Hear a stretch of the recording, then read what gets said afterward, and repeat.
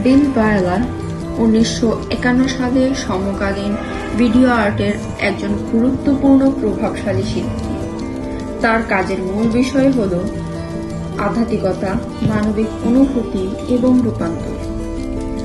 Slow motion video বা ধীরগতির video, চিত্রায়ন এবং আগুন পানির মতো প্রতীকী উপাদান ব্যবহার করে তিনি গভীর ধ্যানমগ্ন এবং শক্তিশালী বিভিন্ন ভিজুয়াল আর্ট বা ভিডিও আর্টের অভিজ্ঞতা সৃষ্টি করেছেন।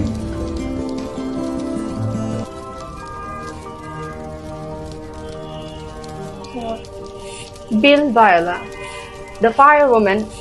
এই ভিডিও আর্টটিতে আমরা দেখতে পাই যে একটি নারী তা একটি আগুনের সামনে দাঁড়িয়ে আছে এবং আস্তে আস্তে তিনি পানির ভিতর চলে যাচ্ছে। এটি দেখে আমরা বুঝতে পারি যে জীবনে যতই সংঘর্ষ আসুক, যত কষ্টই আসুক না কেন, এরপর একটি নতুন শুরুর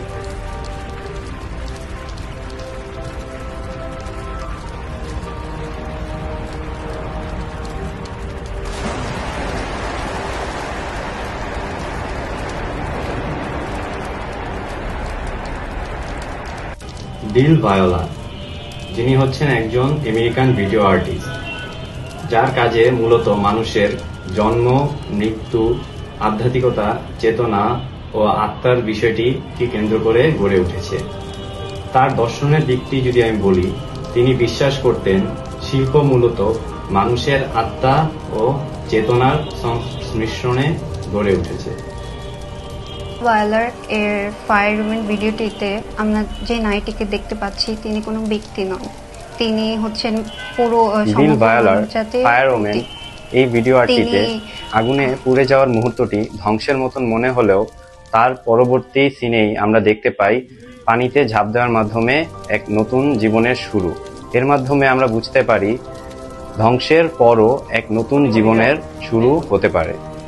ভিডিও আর্টিস্ট বিল বায়োলা ফায়ার ওম্যান ভিডিওটিতে দেখিয়েছেন একটি নারী আগুনের মধ্যে থেকে পানির দিকে ধাপিত হচ্ছে, যার মাধ্যমে তিনি বোঝাতে চেয়েছেন যে জীবনে যত দুঃখ কষ্টই থাকুক না কেন, আমরা একটা নতুন জীবনের শুরু করতে পারি। এবং এই ভিডিওটি খুবই ধীর গতিতে বানানো হয়েছে এবং মানুষকে এই মেসেজটাই দিয়েছেন সে তার ভিডিওটির মাধ্যমে, যাতে করে আমাদের দৈনন্দিন জীবনের যত দুঃখ কষ্টই থাকুক না কেন, আমরা চাইলেই আমাদের ইচ্ছা শক্তির মাধ্যমে আমরা নতুন জীবনে শুরু করতে পারি। আমরা এতক্ষণ যে ভিডিওর ব্যাপারে শুনলাম, এখানে দুইটা মেটাফোর আছে, একটা হচ্ছে আগুন, একটা হচ্ছে পানি। আগুন হচ্ছে ধ্বংসের প্রতীক হিসেবে দেখানো হয়েছে, আর পানি হচ্ছে শান্তির প্রতীক। এখানে কিছু সিগনিফায়ার আছে, একটা হচ্ছে ছায়া, আলো, অন্ধকার অ্যান্ড ধীরগতি। Thank you.